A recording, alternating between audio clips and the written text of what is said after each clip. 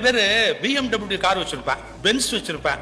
அந்த முதலாளி எப்படின்னா வீட்டுல இருந்து அதுல ஏறி உட்காந்து 12வது நிமிஷம் அவனுடைய ஃபேக்டரி வந்துடும். 2 நிமிஷம் அதுல ஜேர்னி பண்ணிருப்பான், போய் உட்காந்துருவான். அதுக்கப்புறம் ராத்திரி 8 அல்லது 8:30 மணிக்கு புறப்படுவான்.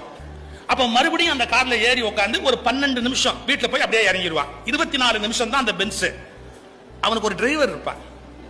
அவன் வண்டியை சும்மா ஏசி போட்டு 2 சீட்டு மேல தூக்கி அப்படி காலை போட்டு அதுல அருமையா ரேடியோ போட்டுட்டு டிங் டிங் டிங் டிங் அந்த காலை ஆட்டிக்கிட்டு அவரு பிரேக்ஃபாஸ்ட் அங்கதான் சாப்பிடுவாரு, லஞ்ச் அங்கதான் சாப்பிடுவாரு.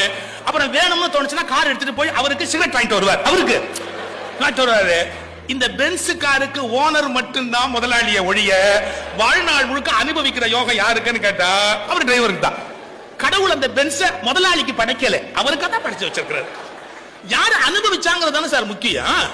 அப்ப வாழ்க்கை என்பது நீங்கள் சேகரிப்பது அல்ல, குவிப்பது அல்ல, வாழ்ந்து அனுபவிப்பது.